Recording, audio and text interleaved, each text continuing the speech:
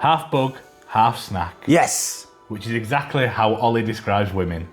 But we aren't talking about the beautiful half of the population. We're instead talking about Bugsnax and the eponymous creatures within.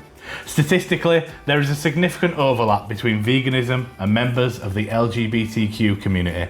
So, as this game has a large amount of queer and non-binary characters, but has you mainly eating anthropomorphic food items, these people don't know whether to love or hate this game.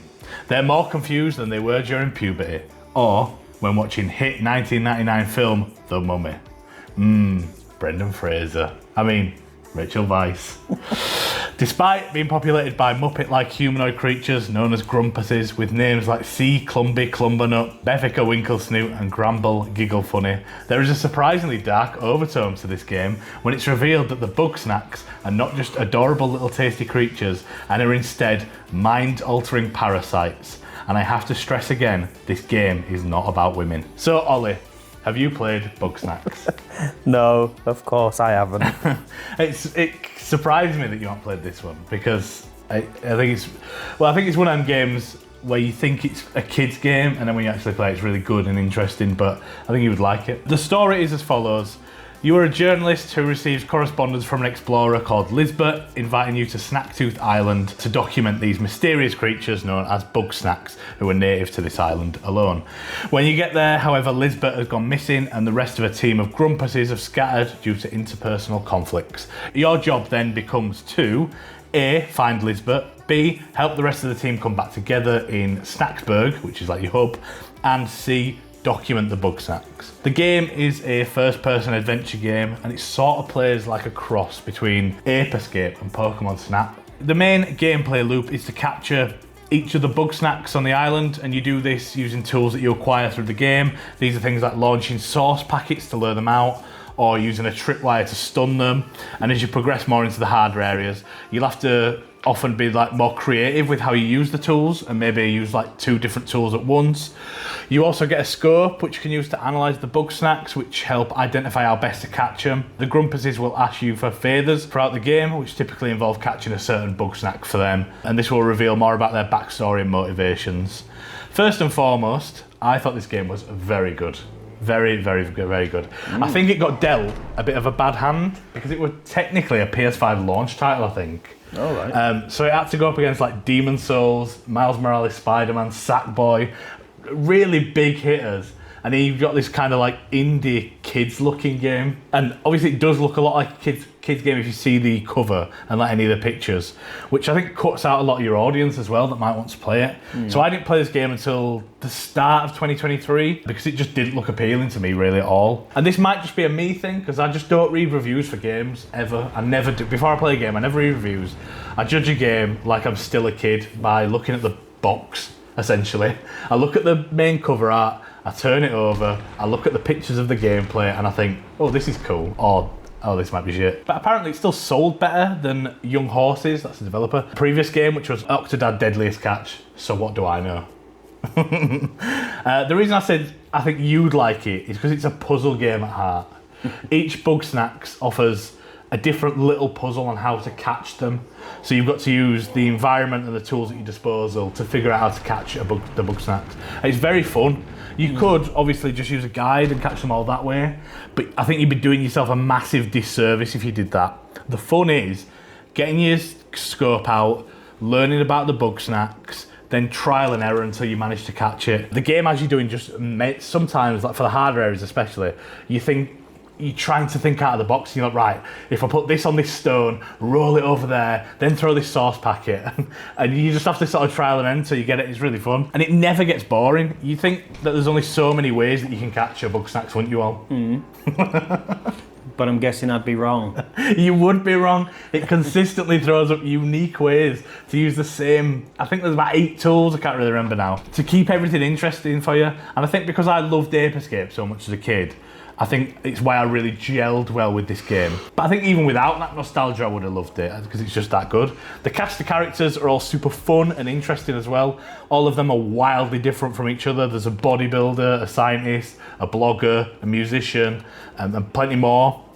And it's cool to get to know them. They all have backstories about who they are and why they're there. And they're the kind of things that you find out as you get to know them and help them with their favours. And it just adds a nice bit of flavour to the game that it doesn't need, but it's always a nice addition, that kind of stuff. Like side quests and that are interesting, not just, you know, fetch quests. The game is extremely cutesy. It's very colourful and cartoony, and the Bugsnax are all very cute to look at. Even the ones that are supposed to be mean Bugsnax are very cute. I feel like I'm saying the word Bugsnax too often, and it's kind of, you know, when you say rubber over and over again, like that can't be a word. That cannot possibly be a word. Doesn't sound like a word anymore. And now I'm saying Bugsnax over and over. It's like, oh, this is getting to me a bit now. In fairness to you, Bugsnax is not a word. So like there are 8 different biomes to explore and capture the Bugsnax in, and then there's the DLC as well. And they follow the kind of typical biomes that you'd expect of a game. There's like snow, desert, forest, the typical stuff. But they do it in a way that it looks very cool and interesting.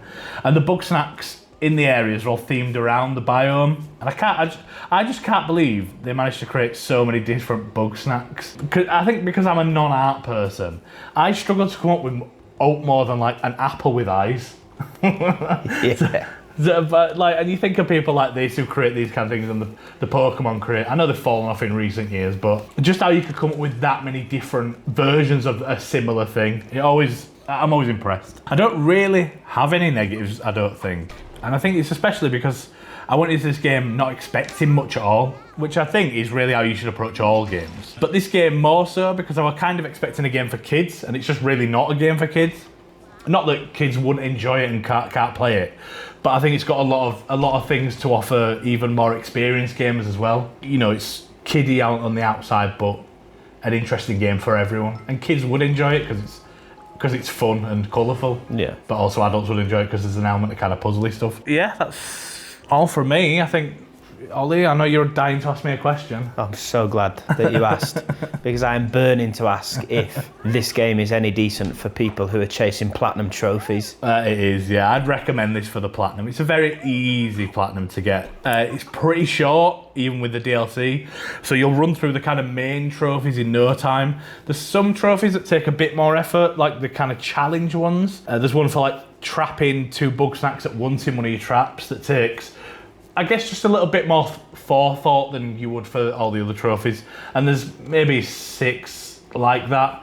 So they take a little getting, but again, it's not very difficult. The hardest one is probably for what you would call the good ending, in inverted commas, where you've got to feed all the Grumpuses 3 Bugsnax each. I won't spoil it, but I'd maybe just keep your eye on this one if you are going to play it, because I think you have to play the whole game again if you don't get this. So just to save you, playing through the whole game again, maybe just look at a guide for a couple of minutes to kind of get a feel of what this trophy entails, and then you can go about it in your own way. This game was the next platinum I got after Elden Ring. So by comparison, this game felt super easy to platinum. And it took no time at all in comparison. I think maybe like 10 hours, if that, versus 150 hours for Elden Ring, something like that. As a game just to play for fun, definitely. Like I said, it's not very long at all, and it just is really fun.